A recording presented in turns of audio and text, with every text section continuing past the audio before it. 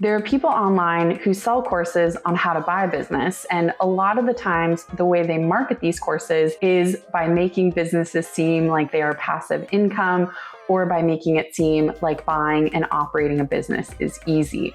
Neither of those things is easy. If they were, everyone would be doing it. Buying and operating a business takes time, money, and effort. And that's actually good news for the people who are willing to do that, because it means that you have the opportunity to do it. If it was easy, everyone would be doing it and there would be less opportunity to get into the game. So if you are someone who is willing to put in the work, who's willing to figure out how to get financing, who's willing to take on the risk, there's a great opportunity out there for you, I believe, to own a business and to change your life. My life was changed through business ownership. I never imagined owning a business before, and I plan to own more and larger businesses one day. It's something I'm really excited about. And while business is certainly not passive income, at least most businesses are not passive income, I do think it has created, at least for me, the opportunity to have a more flexible life, to have more control over my schedule. Now, some businesses are going to be more demanding over your time than others.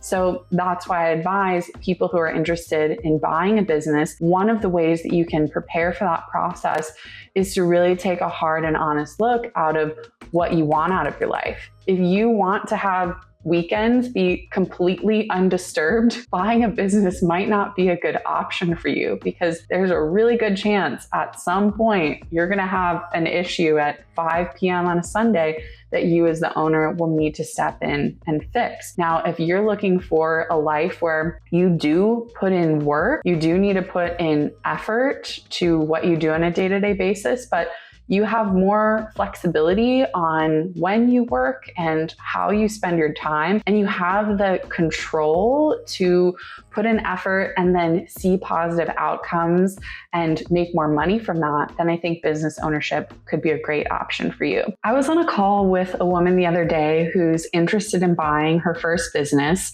She's maybe 1 to 2 years away from taking the leap. And she asked me, what should I think about in the next couple of years to prepare myself to buy a business? What should I study, or what should I start doing? And I think this is a great question. And I think if you ask 10 different people, you get 10 different answers. And there are probably people who would give you more technical answers, like here are the very specific business skills you should learn, or here are the courses you should take. And I'm sure there are valuable courses out there. I'll say for me, I don't have a traditional business background. My master's is in education. I'm a former teacher. The closest I would say I have to traditional business experience would be working in commercial real estate for a couple years. I was a commercial property manager, and managing an office building is kind of like running a business. You've got a budget, you've got team members. And so that's kind of the closest I would have to traditional business experience. And again, I think this is a great question to ask. And if you're someone who's asking this question yourself, ask as many people as you can and get different perspectives. But here's how I answered her question. I want to share it with you. If you were thinking about buying a business, one way that I think you should prepare yourself is by really thinking about what kind of life you want to have, what you want your day-to-day lifestyle to look like, and what kind of problems you want to deal with. Now, I don't mean this in a negative way. Every path you take in life is going to have problems. If you're working a 9-to-5 job right now and you're thinking about becoming a business owner because there's just too much bullshit with your 9-to-5 job, guess what? There's going to be bullshit when you become a business owner. There's always going to be bullshit. It's just about what are the problems that you want to deal with. Like, I taught 9th grade for 5 years, and I just was over those problems. Like, I didn't want to try to figure out how to make teenagers stop talking over me or stop them from leaving condoms on the floor. They were unused, but they were unwrapped. So it was still nasty. It was not a problem I wanted to deal with anymore. And then when I got into property management, It was stuff like, I just wanted to have a lifestyle change. I didn't want to have to be in an office every day.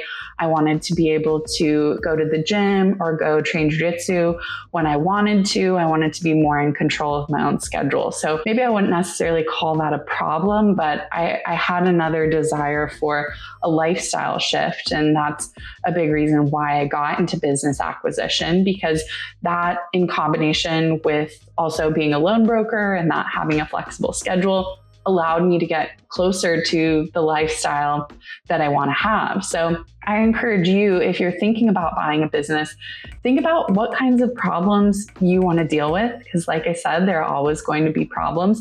And I think that can help guide you towards the type of business that you want to buy. For example, being a laundromat owner, owning just one laundromat, particularly one with a wash and fold service, one of the problems that I deal with is I don't have a lot of staff. I've got, at any time, 1 to 2 employees on payroll.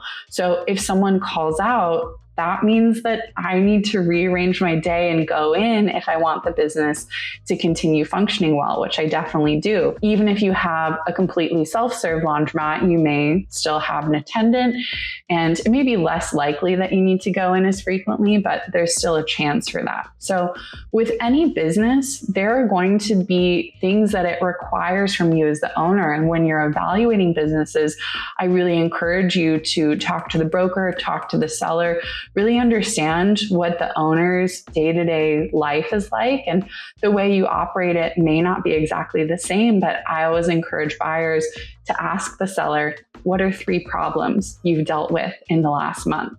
And I don't mean this in any judgmental or accusatory way. I expect there to be problems in a business. There are problems in my business. Again, it's just about figuring out what are the problems that you are able or willing to learn and willing to actually deal with. Because if we can assume there are always going to be problems and there's always going to be bullshit, whether we have a 9-to-5 job or whether we have a business, if you can find something where those problems are acceptable to you, then that makes the rest of it so much better. If, the worst part of it is something that you're willing to deal with, or what's typically the worst part of it, then it's probably going to be overall a more favorable experience to you than what you're doing now. So think about what problems you want to deal with. And again, think about what your day-to-day life looks like. Some businesses allow more flexibility to the owner than others. I am a big proponent of the idea that small businesses are not passive income. Even businesses like laundromats, even businesses like car washes, even businesses like vending machine routes. We have a vending machine at our laundromat. We don't own it. We work with a company that owns it, and they came and installed it and they manage it. There are problems with that vending machine. Someone tried to break into it. There are times when the card reader doesn't work. I've got to call or text the guys who run it and have them come out and fix things.